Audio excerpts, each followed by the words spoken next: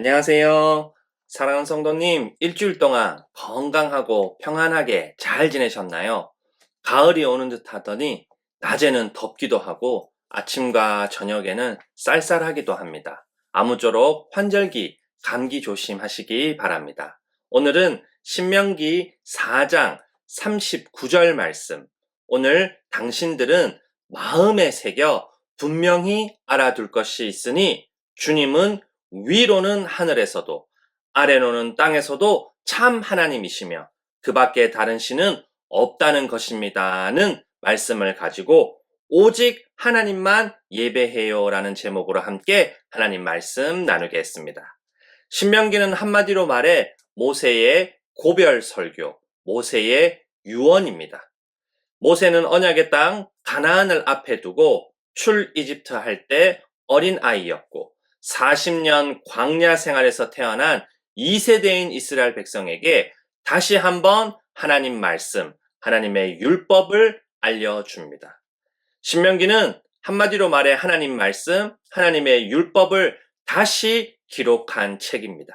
그렇다면 모세는 왜 하나님 말씀, 하나님의 율법을 다시 기록할 필요가 있을까요? 왜냐하면 모세는 언약의 땅 가나안에 들어가지 못하기 때문입니다. 민수기 20장에서 모세의 누나이자 이스라엘의 지도자인 미리암이 죽습니다. 이스라엘 백성은 자신들의 리더 중 한 명인 미리암의 죽음에는 관심이 없고 슬퍼하지도 않습니다. 아론이 죽을 때 30일 동안 애곡한 것과 너무 차이가 나는 태도입니다. 그들의 관심은 오직 먹을거리입니다. 이스라엘 백성은 먹을 것도 없고 물도 없다. 다른 사람들이 죽을 때 우리들도 죽는 게 나았다.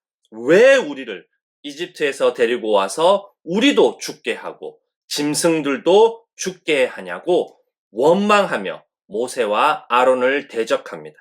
이 일이 일어난 건 40년 광야 생활 중 마지막 1년이라고 합니다.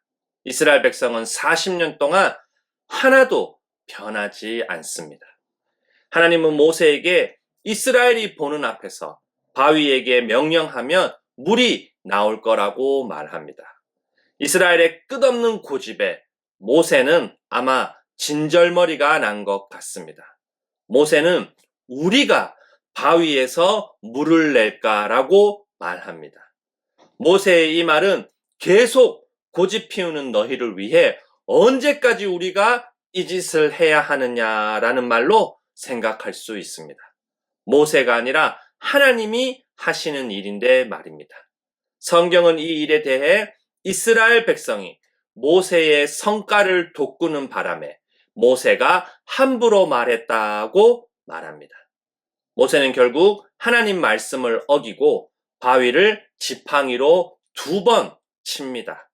성경은 모세의 이런 말과 행동에 대해 모세가 하나님의 거룩함을 나타내지 않았다. 하나님을 믿지 않았다고 말합니다.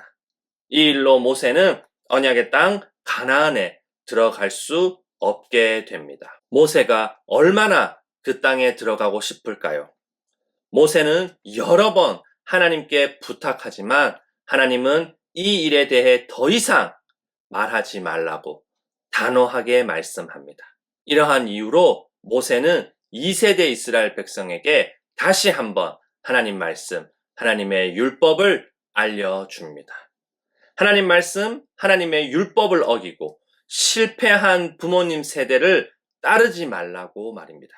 모세가 신명기를 통해 말하고자 하는 것은 크게 2가지입니다. 그중 하나가 오늘 제목처럼 오직 하나님만 예배하라입니다. 모세는 이스라엘 백성이 왜 40년 동안 광야에서 지내야 했는지 출 이집트한 이스라엘의 역사를 통해 말합니다. 하나님은 아브라함과 이삭과 야곱에게 언약한 가나안 땅을 차지하라고 두려워하지도 말고 겁내지도 말고 하나님이 말씀하신 대로 그 땅을 차지하라고 모세는 전합니다. 하지만 이스라엘 백성은 가나안 땅 민족들을 두려워해 들어가려고도 하지 않고 똑같은 원망을 하며 하나님을 대적합니다. 모세는 이스라엘 백성이 10가지 재앙으로 이집트를 치고 구름기둥과 불기둥으로 인도하고 보호하고 이스라엘 백성 한 명도 죽지 않고 홍해를 건너게 하고 물과 나무가 있는 곳에 머물게 하고 물이 없을 때는 물을 주고 먹을 것이 없을 때는 먹을 것을 주고 수많은 전투에서 승리하게 하고 옷과 신발이 닳지 않도록 돌보신 하나님을 믿지 않는다고 말합니다.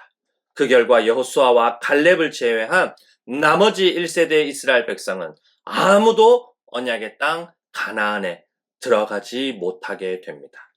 모세가 하나님 말씀, 하나님의 율법을 지키고 따르라고 다시 말하는 이유는 생명과 죽음, 축복과 저주, 그리고 선과 악이 걸린 문제이고 언약의 땅 가나안을 차지할 수 있느냐 없느냐의 문제이기 때문입니다. 하나님은 이스라엘의 행복을 위해 하나님 말씀, 하나님의 율법을 주신 겁니다. 모세는 십계명 이야기를 하며 특별히 우상 숭배에 대해 강력하게 말합니다. 우상을 만들지 말고 그것을 섬기거나 예배하지 말라고. 만약 우상을 만들어 그것을 섬기고 예배하면 하나님이 반드시 멸망시킬 거라고 말합니다. 모세는 증인으로 하늘과 땅을 세웁니다.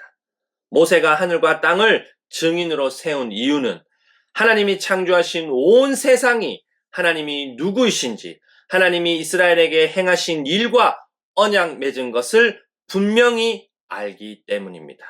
이스라엘은 이제 변명하거나 핑계될 수 없습니다.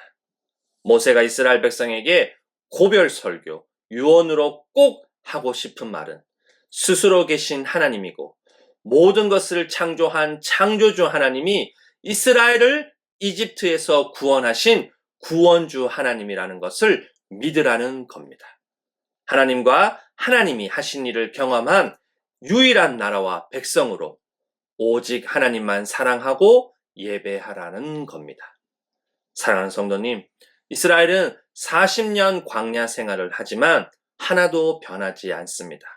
그들은 하나님이 스스로 계시고 창조주이고 구원주 하나님인 걸 보여주시고 자신들을 이집트에서 구출하기 위해 행한 모든 것을 경험하고도 하나님을 믿지 않습니다. 그들은 하나님보다 먹을 것을 더 원하고 하나님보다 우상을 더 예배하고 하나님보다 그들 자신을 더 사랑합니다. 놀라운 건 이 모습이 바로 저희 모습이라는 겁니다.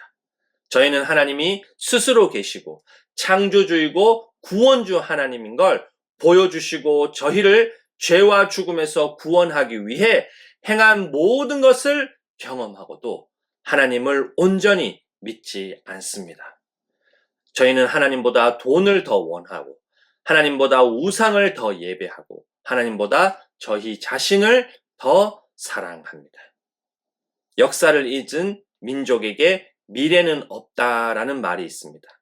저희는 이스라엘 이야기가 저희 이야기라는 걸 기억해야 합니다.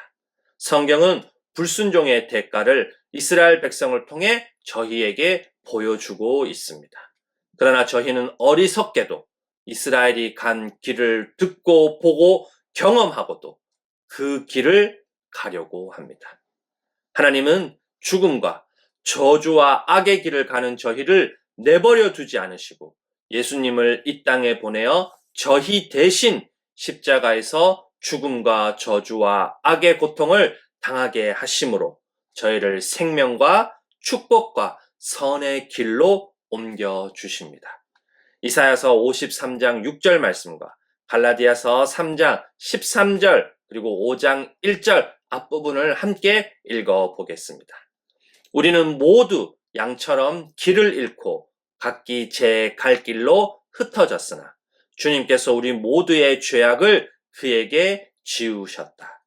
그리스도께서 우리를 위하여 저주를 받은 사람이 되심으로써 우리를 율법의 저주에서 속량해 주셨습니다.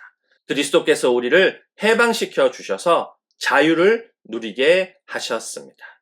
사랑하는 성도님, 보이지 않는 하나님이 보이는 하나님으로 오신 분이 예수님입니다. 예수님이 스스로 계신 하나님이고 예수님이 창조주 하나님이고 예수님이 구원주 하나님입니다. 예수님께서 십자가에 죽으시고 부활하시고 승천하셔서 하나님 보좌 우편에 앉아 여전히 저희를 위해 기도하고 있기 때문에 오늘도 저희는 하나님께 나와 하나님을 예배할 수 있습니다. 예수님을 믿음으로 오직 하나님 한 분만 사랑하고 예배하는 저희 모두가 되기를 간절히 소원합니다.